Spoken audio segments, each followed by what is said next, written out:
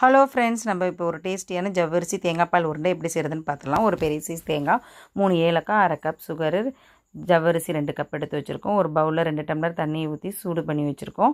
இப்போ ஒரு பவுல் எடுத்துக்கலாம். அதில் நான் 2 கப் அளவுக்கு ஜவ்வரிசி சேர்த்துருக்கேன். அதில் லைட்டாக உப்பு சேர்த்து நம்ம எடுத்து வச்சுருக்க சுடு தண்ணியில் அப்படியே பிசைஞ்சு வச்சிடலாம். ஒரு 1/2 டம்ளர் அளவுக்கு தண்ணி ஊற்றி பிசைஞ்சிக்கலாம். நல்லா தண்ணியெல்லாம் உறிஞ்சிருச்சு. நமக்கு மறுபடியும் ஒரு எடுத்து லைட்டாக தண்ணி தெளித்து ஒரு 5 நிமிஷம் ஊற வச்சுக்கலாம். நமக்கு நல்லா ஜவ்வரிசி ஊறி வந்ததுக்கப்புறம் நம்ம தேங்காய் ஒரு 1/2 மூடி எடுத்து அதை திருகி அதில் ஏலக்காய், சர்க்கரையெல்லாம் சேர்த்து பூர்ணம் ரெடி பண்ணி வச்சுருக்கோம். இப்போ நமக்கு கையில் தட்டுற அளவுக்கு வந்துருச்சு. அப்படி வரலன்னா லைட்டாக தண்ணி தெளித்து லைட்டாக தட்டுற அளவுக்கு வச்சுக்கோங்க. இப்போ உள்ளே அப்படியே பூரணத்தை வச்சு அப்படியே ஹோல்ட் பண்ணிக்க வேண்டியதுதான். ஹோல்ட் பண்ணி அப்படியே ஒரு இட்லி பாத்திரத்தில் வச்சு எல்லாத்தையும் நம்ம வேக வச்சு எடுத்துக்கலாம். ஒரு மீதி இருக்கிற 1/2 மூடியில் தேங்காய் பால் எடுத்து வச்சுருக்கோம். தேங்காய் பால் நல்லா கெட்டியாக இருக்கணும். இப்போ நமக்கு வெந்து சூப்பராக சாஃப்டாக வந்துருச்சு. இப்போ இதில் தேங்காய் பாலை ஊற்றி சாப்பிடும்போது டேஸ்ட்டு சூப்பராக இருக்கும். நீங்களும் உங்கள் வீட்டில் ட்ரை பண்ணி பாருங்கள். லைக் பண்ணுங்கள், ஷேர் பண்ணுங்கள், சப்ஸ்கிரைப் பண்ணுங்கள்.